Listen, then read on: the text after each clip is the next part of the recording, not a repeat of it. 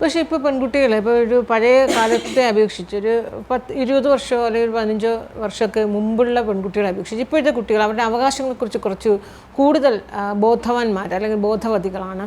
അവരതിനെ ചോദ്യം ചെയ്യാനുള്ളൊരു ധൈര്യപൂർവ്വം രംഗത്ത് വരികയൊക്കെ ചെയ്യും. ഡിസ്ക്രിമിനേഷനൊക്കെ അവർ ധൈര്യപൂർവ്വം രംഗത്ത് വരുന്നു. റെസ്പോണ്ട് ചെയ്യുന്ന കുട്ടികളുടെ എണ്ണം കൂടുന്നില്ലേ? പക്ഷേ ആത്മഹത്യയിലേക്ക് പോകുന്ന കുട്ടികളുടെ എണ്ണവും കൂടുന്നുണ്ടല്ലോ. അങ്ങനെ ആകുമ്പോൾ അപ്പോൾ നമ്മളൊരു ബോൾഡാണെങ്കിൽ നമ്മൾ എങ്ങനെ ആത്മഹത്യയിലേക്ക് പോകും? അപ്പോൾ നമ്മുടെ ജീവിതത്തിലൊരു വിഷയം, ഇപ്പോൾ വിവാഹ ജീവിതത്തിലാണെങ്കിലും അല്ലെങ്കിൽ തൊഴിലിടത്തിലാണെങ്കിലും നമുക്കൊരു വിഷയം വന്നു, നമുക്കതിനെ ഫേസ് ചെയ്യാൻ കഴിയണ്ടേ? ആ ഫേസ് ചെയ്യുന്നിടത്തല്ലേ നമ്മുടെ ബോൾഡ്നെസ്. ഇപ്പം വിവാഹ ജീവിതത്തിൽ നമുക്ക് ഭർത്താവിൻ്റെ വീട്ടിലൊരു വിഷയം വന്നു, എത്ര പെൺകുട്ടികളാണ്, അതും വിദ്യാസമ്പന്നരായിട്ടുള്ള കുട്ടികൾ ആത്മഹത്യയിലേക്ക് കടന്നുപോയത്.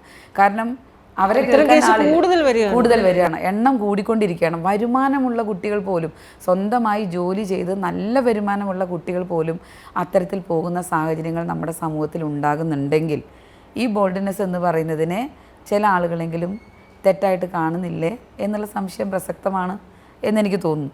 കാരണം നമുക്കൊരു പ്രശ്നമുണ്ടാകുമ്പോൾ അതിനെ സധൈര്യം നേരിടാനുള്ള ഒരു മാനസികമായിട്ടുള്ളൊരു ധൈര്യവും ആത്മവിശ്വാസവും തീർച്ചയായിട്ടും പെൺകുട്ടികൾ നേടിയെടുക്കണം. അത് നമുക്ക് മറ്റാരും കൊണ്ടുവന്ന് നമ്മളിലേക്ക് സമ്മാനിക്കുന്നതല്ല. നമ്മുടെ ജീവിതത്തിൽ നമ്മുടെ അനുഭവങ്ങളിലൂടെ, ജീവിതാനുഭവങ്ങളിലൂടെ നമ്മൾ സ്വായത്തമാക്കേണ്ടതാണ്. തളർന്നു പോകാൻ പാടില്ല എന്നുള്ളതാണ്. കാരണം ഇന്ന് നമ്മുടെ സമൂഹത്തിൽ നമുക്ക് സർക്കാർ സംവിധാനങ്ങളിലാണെങ്കിലും അല്ലെങ്കിൽ മറ്റുള്ള സന്നദ്ധ സംവിധാനങ്ങളിലാണെങ്കിലും നമുക്കൊരു വിഷയം വന്നാൽ നമുക്കത് പറയാനും പരിഹാരം കണ്ടെത്താനും ഒരുപാട് മാർഗങ്ങളുണ്ട്. അപ്പോൾ എന്തുകൊണ്ട് ആ മാർഗങ്ങളിലേക്ക് തിരിയാതെ ഒരു ആത്മഹത്യ എന്ന് പറയുന്ന ഒരു സാഹചര്യത്തിലേക്ക് ചില ആളുകളെങ്കിലും പോകുന്നു എന്നുള്ളത് തീർച്ചയായിട്ടും നമ്മൾ അതിൽ മാറ്റം വരുത്തേണ്ടതാണ്.